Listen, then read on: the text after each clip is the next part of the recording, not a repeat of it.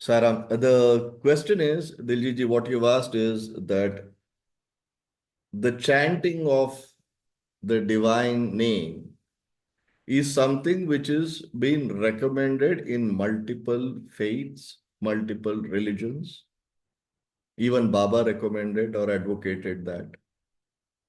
So it is how do we do it and how to establish a consistency in the chanting, right? How do we make it? Because you have to remind yourself, you have to put an effort to get into that state and start chanting, right? That's the question. Am I right? Have I understood the question right? Diljit? Yes, Bhaiya. Yes, exactly. See, first of all, what is the purpose of any uh, religion or a faith or a practice or a ritual which is prescribed within a religion, right? The purpose is to bring in a focus. Purpose is to align your thoughts. And chanting is advocated, but not chanting alone, not chanting only, right? There are several things which are advocated. Now, what is the purpose of chanting? Let us address that. What is the purpose of consistently chanting? Your mind is a generator of thoughts. It's a thought generating machine.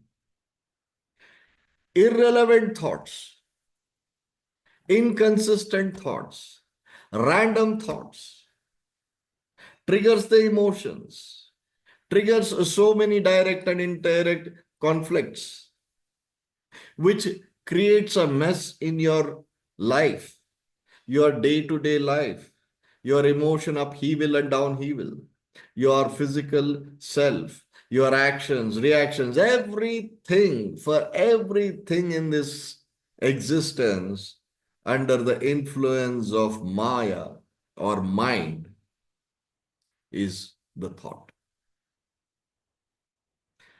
Then the most scientific approach to this thought is chanting. It is so logical and scientific. It is not just to tame the mind or your emotions or thoughts. It is not to tame your thoughts alone. What is chanting? Before chanting, the benefits of chanting is imparted to us, correct? What is the benefit of chanting? They would have told you. Naam jap karo. In Sikhism, it's there in Hinduism, in Jainism, Christianity. Every religion talks about chanting. And they have said what are the benefits of doing that inconsistently. There are two aspects to chanting. First, we are knowing what is chanting and why it is done. Here, the spiritual and religious masters, the avatars, have deciphered the creative consciousness. Creative consciousness, please understand.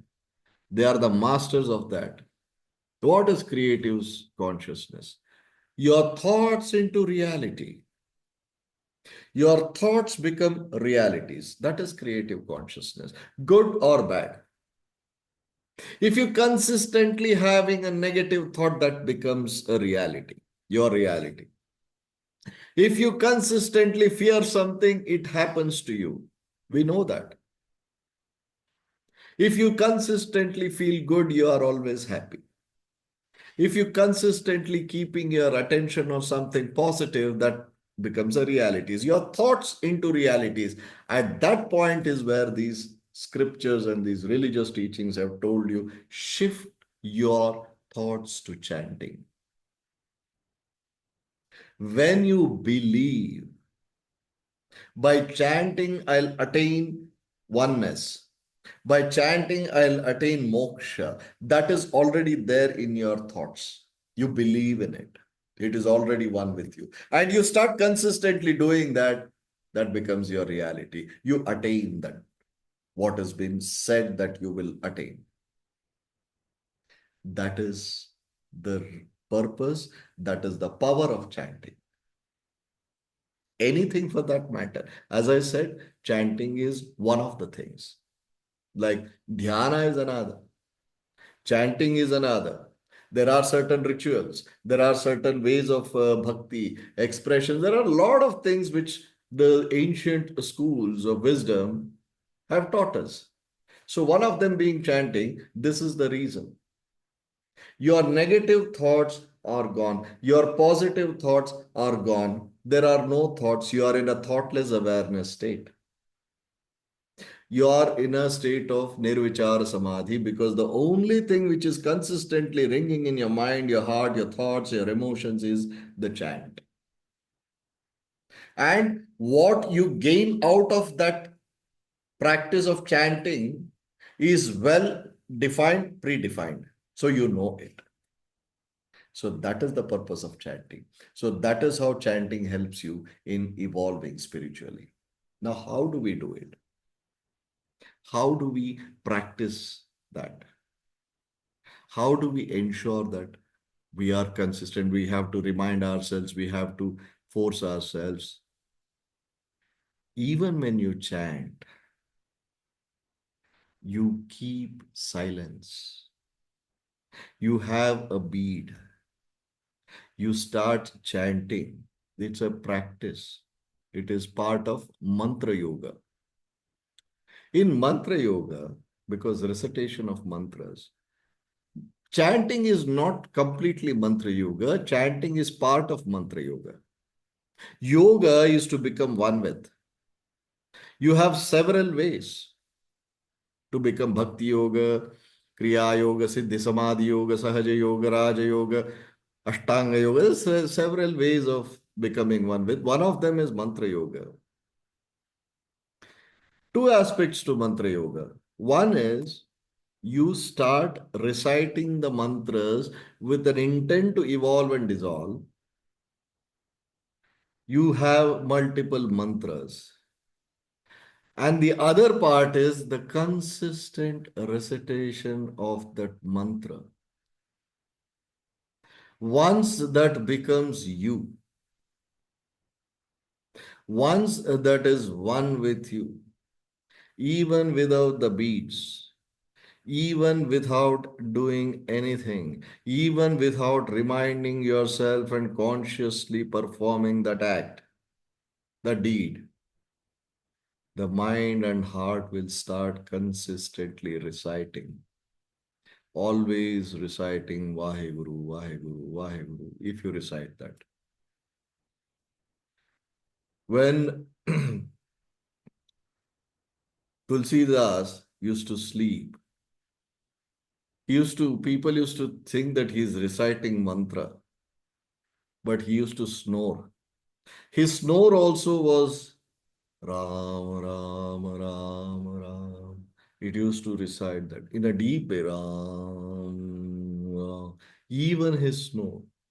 So anything what you do, you have to practice it. You have to put into practice in the beginning. Then you have to become one with. Once you are one with, you are that very mantra which you are reciting. Takes time, firm faith, believe. Most important, you believe in it, you love doing it. It becomes one with you. There's no other way. Don't force yourself. I always say, don't force yourself. Don't push yourself. It's not a gym to work out and push ourselves. This is beyond physical realm, right? Did I answer your question, Vijay? Ji Bhaiya, very beautifully and well answered. But my still, I need a blessing that this becomes consistent in my life, and the way you have described it, I can experience that. It's very, very simple. Take a nice time out for yourself. All Mhm. these things I can sum up in saying that you want to do it, you love doing it. You enjoy doing it. That is the thing where for which you have to take a time for yourself. Spend time with yourself. Sit in a place peacefully, alone. Alone time is a must for everybody. Start chanting. Just be absorbed. You'll love it. First, you listen. Navavidha Bhakti, Shravanam, Kirtanam, Archanam, Padasevanam. There are a lot of, I offhand I cannot remember. Navavidha Bhakti also prescribe the same. One of the Navavidha Bhakti is that Smaranam, Kirtanam. So, la finally, Atmanivedanam, right? Mm. It's prescribed in Navavidha Bhakti. So it is just in you. Do it, right? With Thank your blessings, Priya. अरे मालिक है भाई हम कौन है sir हाथ आपका है, मालिक की ब्लेसिंग्स देते हैं, बट हाथ आपका है। सायराम सायराम